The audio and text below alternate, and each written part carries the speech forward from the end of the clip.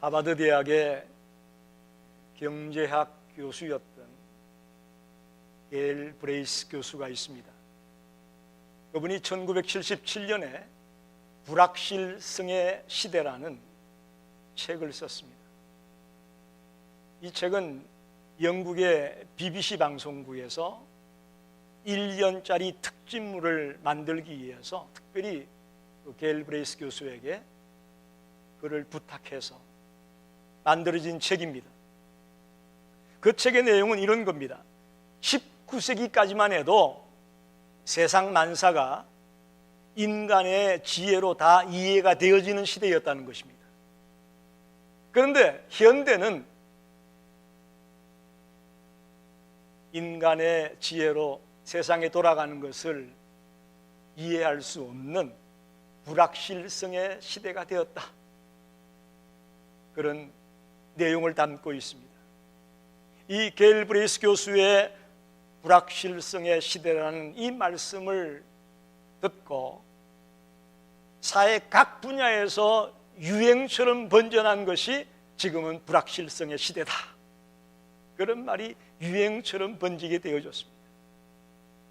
우리가 살고 있는 이 시대는 하루가 다르게 변하는 시대입니다. 하룻밤만 자고 일어나도 뭔가 또 변해 있습니다. 일주일만 뉴스를 보지 않으면 세상 돌아가는 것을 우리는 모를 정도로 급변하고 있습니다. 사람들의 생각이 변합니다. 가치관이 변합니다. 또 우리를 돌아보더라도 우리의 건강이 확 변화되는 걸 볼 수가 있습니다. 특히 나이 드신 분들은 그걸 더 느끼실 거예요. 우리의 몸이 예전 몸이 아니라는 걸 느끼게 되죠. 우리가 가지고 있는 소유도 마찬가지입니다. 그게 언제나 내 것이 될 것 같지만 아니에요. 한순간 내 곁을 떠나는 것입니다. 서로 사랑해서 결혼했는데 얼마 못 가서 그 사랑도 변합니다. 모든 게 변하는 시대입니다.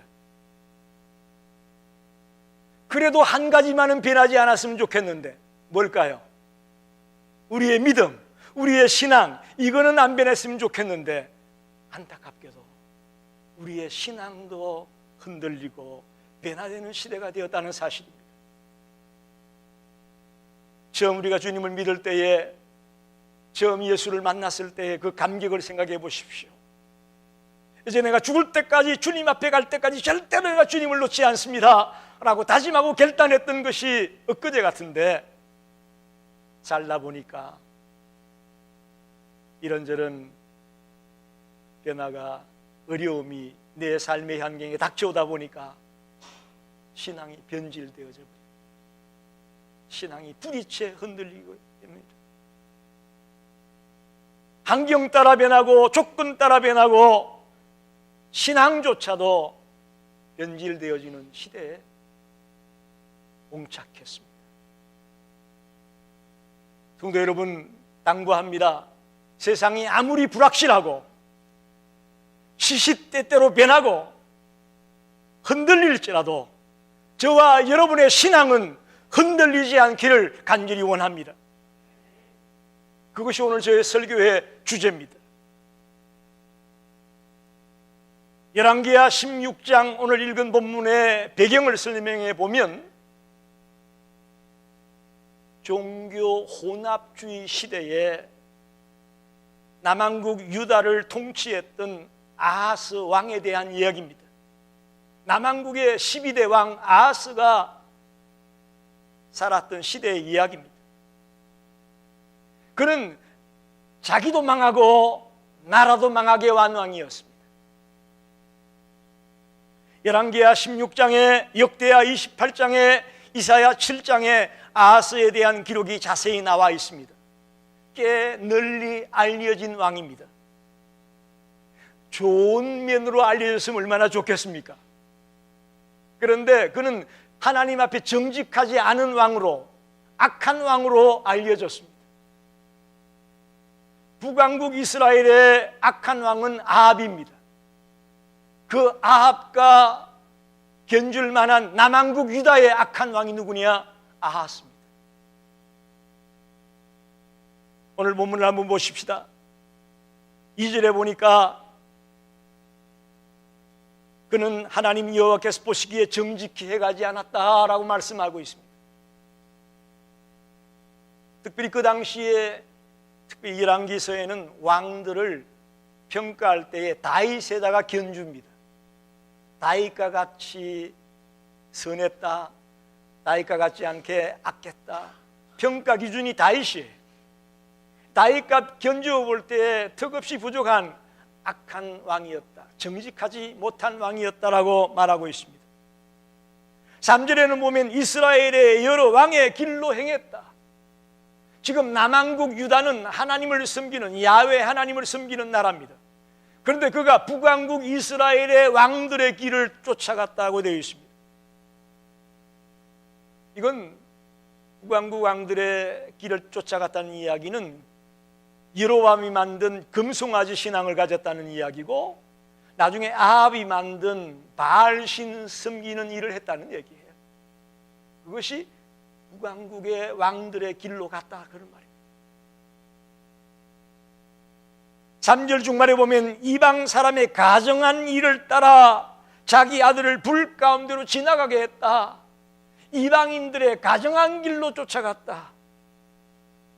몰렉이라는 종교는 자기 자식을 불로 태워서 드리는 그런 종교입니다. 그런 이방 종교를 쫓아서 가정한 일을 일삼는 일을 했습니다. 누가? 유대의 왕인, 하나님을 섬기는 나라의 왕인 아하스가. 더 나아가 4절에는 산당들과 작은 산 위와 모든 푸른 나무 아래에 제사를 드렸다. 푸른 나무 아래에서 제사를 드렸다는 이야기는 가나안 사람들의 제사 방식을 따랐다는 이야기예요. 하나님이 가나안 땅을 주면서 그 땅에 있는 모든 가나안 7족속을 쫓아내고 절대로 그들의 신을 섬기지 말라고 명령했는데, 이 아하스가 가나안 사람들의 신을 쫓아가면서 이 푸른 나무 안에서 드리는 제사라는 것은 음란과 음행의 행위를 가지고 제사하는 겁니다. 한마디로 아하스는 이방인들이 섬기는 모든 신이라는 신은 다 가지고 들어왔어요. 그래서 종교 혼합주의를 만들고 말았습니다. 유일신 하나님 신앙을 갖고 있던 그 남왕국 유다에 종교 혼합주의를 불러온 왕이 아하스란 말이에요. 여러분 보십시오. 도대체 그럼 왜 아하스가 이렇게 했을까? 다윗의 후손이고 하나님을 섬기는 나라의 왕인데 왜 아하스가 이런 일을 했을까? 궁금하죠. 여러 가지 원인을 찾아볼 수 있겠지만, 주변 국가들과의 관계 속에서 왕따를 당하지 않으려고 하다 보니까 이렇게 되지 않았겠느냐, 그런 설이 유력합니다. 다시 말하면 그 당시에 아하스 왕이 통치할 때에 유다를 빼놓고 다른 모든 나라들은 다 각종 이방 신들을 섬기는 나라들입니다. 각종 자기들 나라의 신들을 다 만들어 놓고 다양한 신들을 갖고 주변 국가들이 살았습니다. 그런데 오직 남왕국 유다만이 뭐라고 주장하느냐? 여호와만 하나님이다. 여호와만 하나님이다. 이렇게 강조하는 거예요. 그러니까 주변 나라의 다른 신을 섬기던, 이방 신을 섬기던 나라들로부터 왕따를 당하는 거예요. 왕따를 당하는 거예요. 그러다 보니까 하나의 처세술의 일환으로 이 아하스가 각종 나라들의 신들을 다 끌어들여 가지고 섬기는 그런 오류를 범하지 않았을까라고 해석해 볼 수 있습니다. 자, 문제는 여러분 보십시오.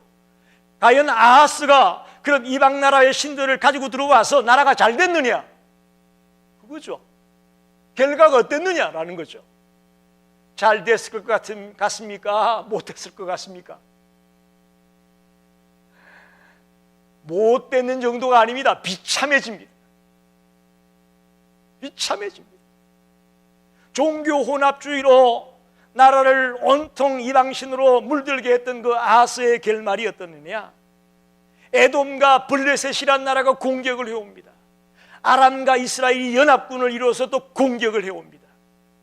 아수르 왕에게 도움을 요청했는데 도움을 받기는커녕 버림을 받고 공격을 받게 되고 조롱을 당하는 아주 비참한 자리에 들어갑니다. 역대하 28장에 아주 자세하게 나와 있습니다. 하나님을 떠나고 하나님을 버렸더니 잘 될 줄 알았는데, 이 당신을 데리고 들어오면 잘 될 줄 알았는데 잘 되기는커녕 나라 꼴이 엉망이에요. 나라가 비참해졌어요. 아무것도 남는 게 없었습니다. 저는 오늘 이 본문을 갖고 어떻게 하면 우리의 신앙이 흔들리지 않는 믿음의 사람이 될 수 있을까?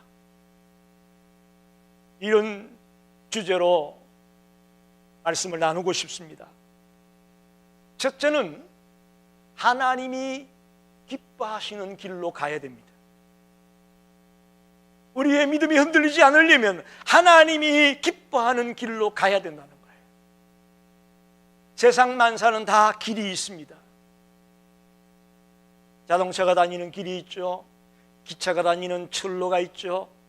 여러분, 비행기가 그냥 갈 것 같습니까? 비행기가 다니는 길이 있습니다. 배도요, 배가 다니는 길이 있어요. 모든 게 길이 있습니다. 우리 신앙생활, 하나님의 자녀들이 가야 되는 길, 이것도 길이 있습니다. 길이 있어요.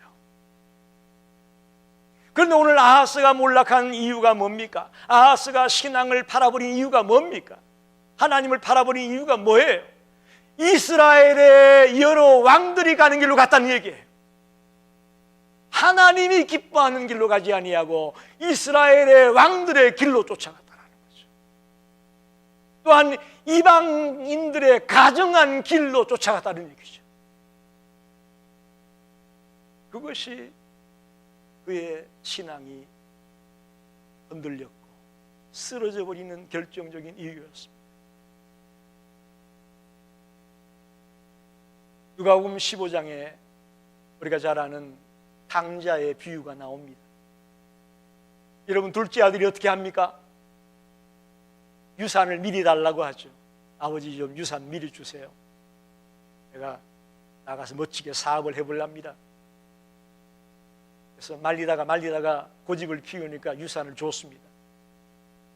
둘째 아들 생각에는 그 유산을 가지고 나가면서 이 길이야말로 가장 자유롭고 가장 신나게 사는 길이라고 생각했을 거예요. 어떻게 생각하세요? 여러분, 동의합니까? 돈 있고 이 길이야말로 가장 자유롭고 가장 신나는 길이라고 딱 출발을 했습니다. 그런데 돈이 있을 때는 좋았는데 돈이 없으니까 어떻게 됩니까? 친구도 다 떠납니다. 주변에 사람은 아무도 없습니다. 당장 먹고 살아야 되는데 먹고 살 게 없습니다. 그래서 남의 집에 가 돼지를 치는데 이스라엘 백성들이 가장 싫어하는 짐승이 돼지래요.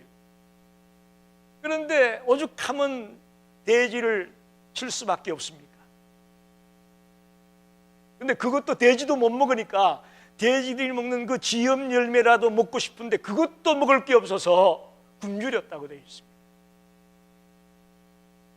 여러분, 그 아버지 밑에 살던 아들이 아버지를 떠나서 지금 어떻습니까? 존엄한 상태에 있습니까? 비참한 상태에 있습니까? 비참한 상태예요. 그 길이 가장 멋진 길이고 가장 신나는 길이라고 생각했던 둘째 아들의 생각이 잘못되었던 거죠. 지금 이 아들이 사는 길은 어떤 길입니까? 아버지께로 돌아오는 거예요. 할렐루야. 아버지께로 돌아오는 거예요. 여러분, 명심하세요. 저와 여러분이 흔들리지 않는 믿음의 사람이 되기 위해서는 아버지께로 돌아와야 됩니다. 아버지의 품에 안겨야 됩니다. 그리고 하나님의 말씀으로 돌아오는 겁니다. 하나님의 말씀을 따라 걸어가는 그 길만이 우리가 사는 길이고 승리하는 길임을 오늘 우리는 아하스를 통해 분명히 깨닫기를 바랍니다. 저와 여러분도 한두 번 방황한 적이 다 있을 겁니다. 예수 믿기 시작한다 요이 땅 해가지고 지금까지 한 번도 흔들리지 않은 적이 있나요, 여러분? 중간에 우리 많이 흔들립니다. 그러나 그럴지라도 하나님이 기뻐하는 그 길로 달려가기만 한다면 우리는 오뚜기처럼 일어날 수가 있고 또 회복될 수가 있는 것을 믿습니다. 아하스처럼 잘못된 길로 이스라엘 왕들의 길을 쫓아가고 이방인들의 가정한 길로 쫓아가서는 쓰러지고만 몰락하고만. 성 어거스틴이 한때 방황하고 어머니의 그 뜨거운 기도에도 불구하고 제멋대로 살았던 적이 있었습니다. 그래서 나중에 어거스틴이 돌아와서 한 고백입니다. 오 하나님이여, 당신의 품으로 돌아가 쉴 때까지는 평안할 날이 없었습니다. 이 어거스틴의 고백이에요. 오 하나님, 내가 당신의 품에 돌아가 쉴 때까지는 평안할 날이 없었습니다. 사랑하는 성도 여러분, 이 고백이 저와 여러분의 고백이 되기를 바랍니다. 우리는 주님께서 기뻐하시는 그 길로 달려나갈 때 흔들리지 않는 믿음의 사람이 될 수 있습니다. 두 번째는 분명한 정체성을 갖고 있어야 됩니다. 우리의 신앙이 흔들리지 않으려면 분명한 정체성이 있어야 된다는 거죠.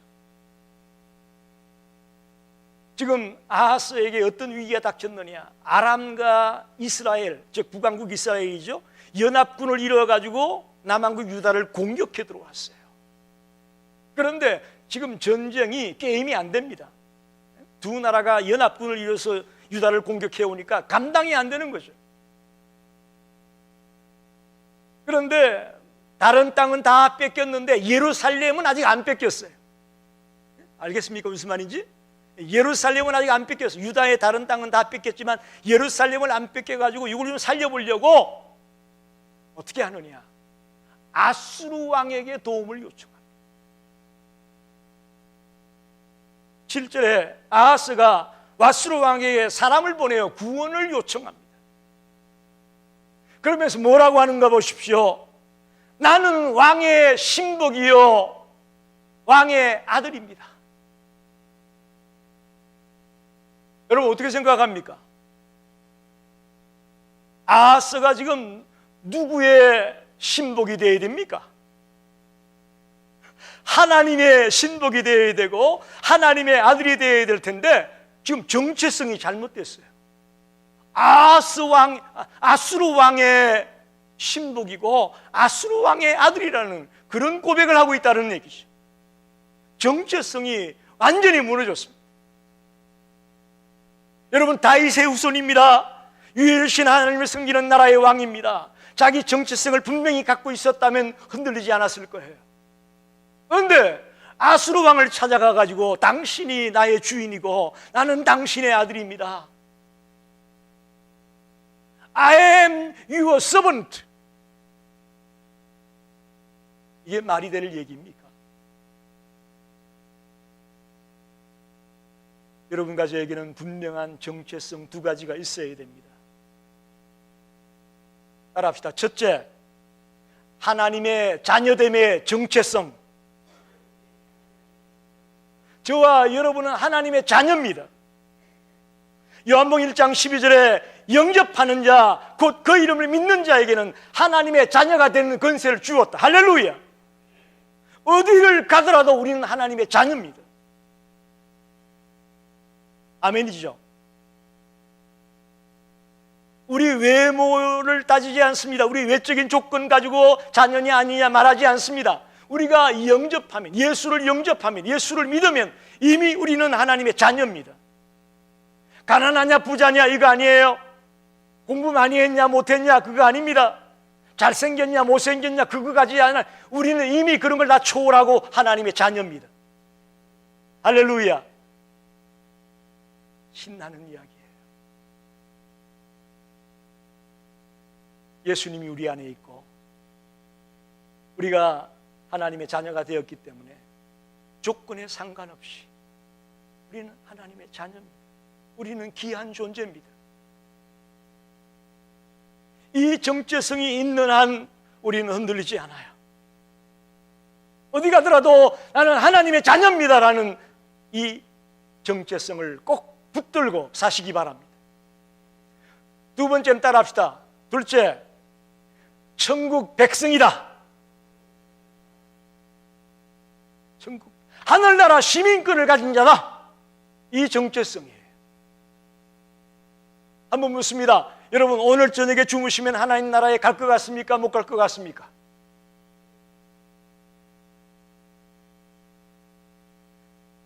웃으시는 거 보니까 자신 있으신 모양이네. 할렐루야.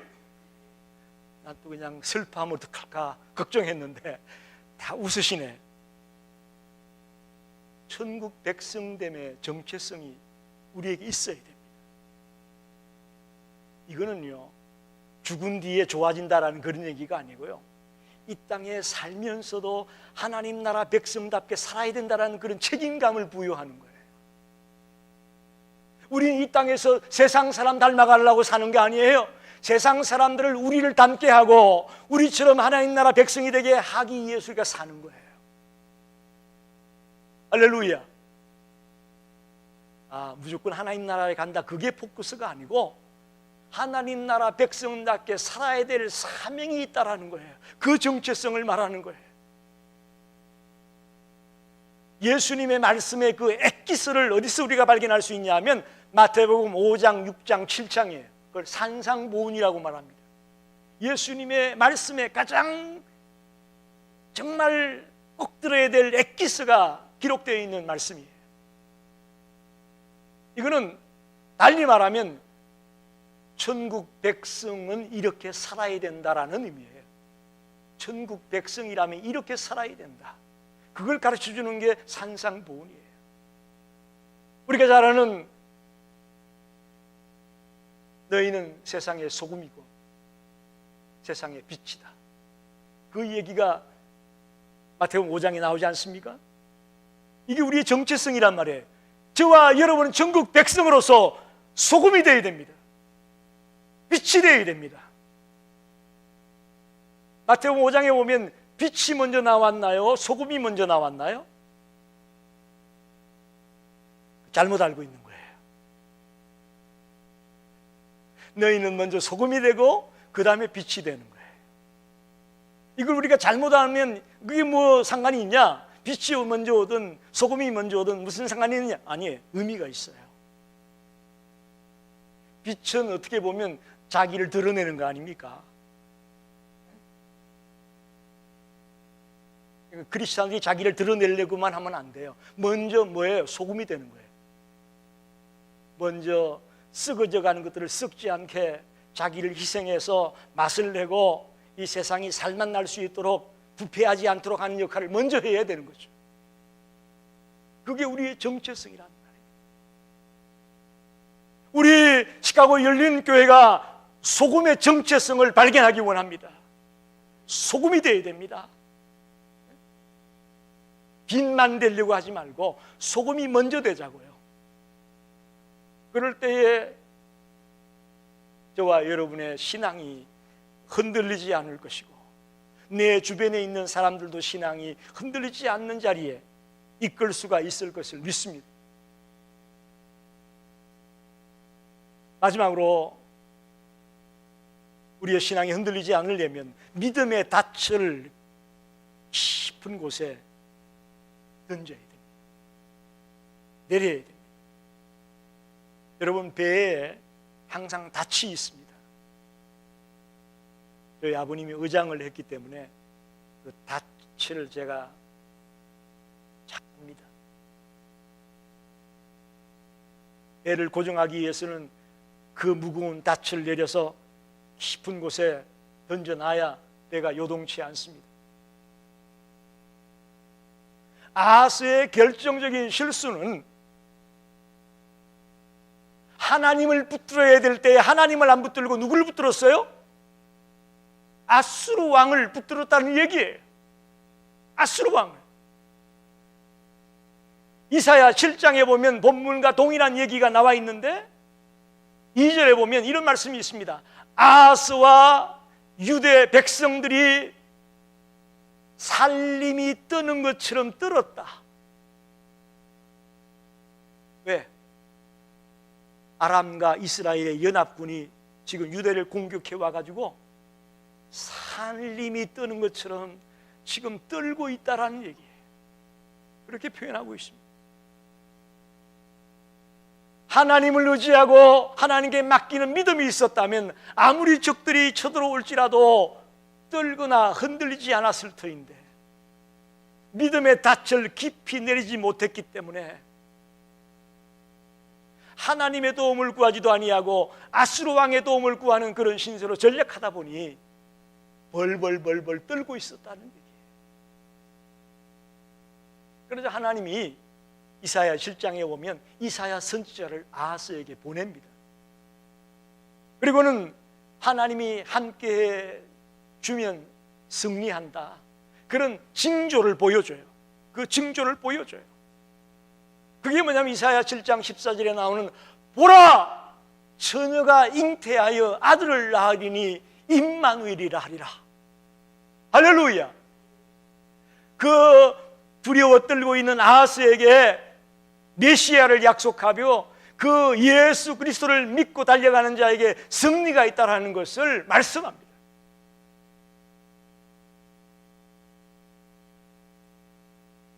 아하스가 만약에 그 이사야 선지자의 말을 깨닫고 돌아왔다면 이렇게까지 비참하지는 않았을 텐데 그 이사야 선지자의 말을 듣고도 두려워 떨고 어쩔 줄을 몰라 했습니다.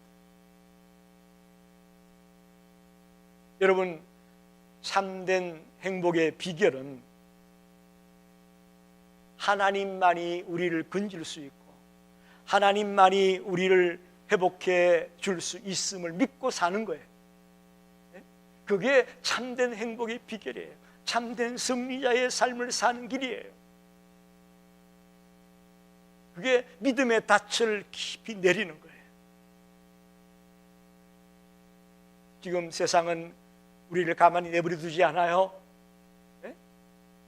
이런저런 문제로 계속 우리를 흔듭니다. 계속 우리를 요동치게 만듭니다.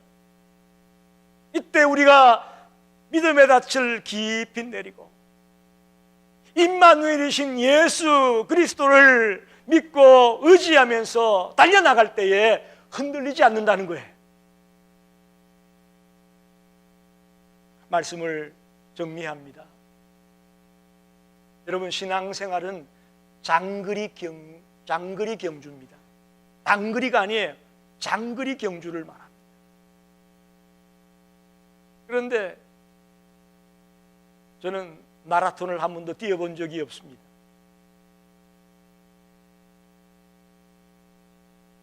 (5km) 단축 마라톤은 뛰어본 적이 있지만 42.195를 뛰는 마라톤은 뛰어본 적이 없어요. 그런데 이런 장거리 경기를 뛰는 사람들은 중도에 포기하는 사람이 무지하게 많습니다. 중도 포기자가 많습니다. 이 중도 포기자에게는 면류관이 주어지지 않습니다. 신앙생활 그와 같습니다. 신앙생활은 장거리 경기와 같기 때문에 이런저런 요인 때문에, 환경 때문에, 조건 때문에, 뭐 때문에 중도 포기자가 많이 생깁니다.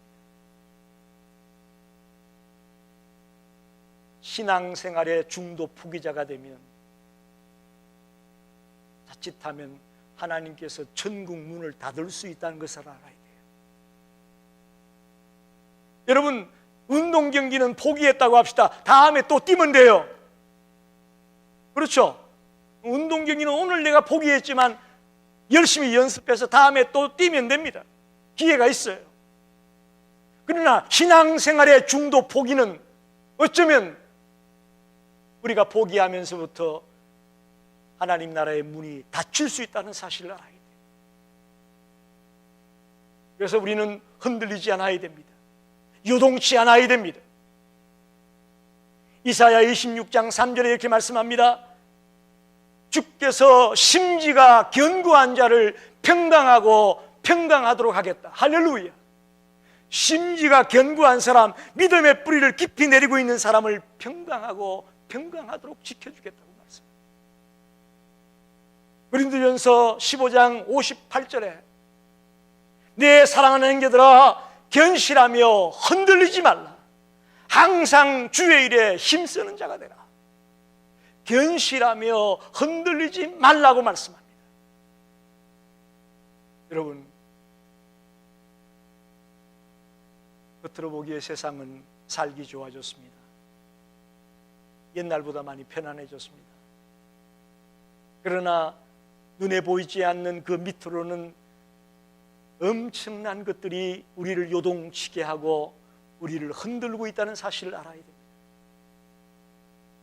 여기에 넘어지지 않기 위해서는, 여기에 쓰러지지 않기 위해서는 하나님을 기쁘시게 하는 길로 달려가야 됩니다. 하나님이 원하는 길로 달려가야 됩니다. 우리의 정체성을 분명히 해야 됩니다. 나는 하나님의 자녀다. 나는 하나님 나라의 시민권을 가진 자다. 이 정체성을 분명히 해야 됩니다. 그리고 믿음의 닻을 깊이 내리고 아무리 비바람이 불고 폭풍우가 몰아쳐도 요동치 않는, 끄떡하지 않는 그런 믿음의 사람으로 서 있을 때에 우리의 신앙이 흔들리지 않는 그런 믿음의 사람이 될 것을 믿습니다. 기도합니다.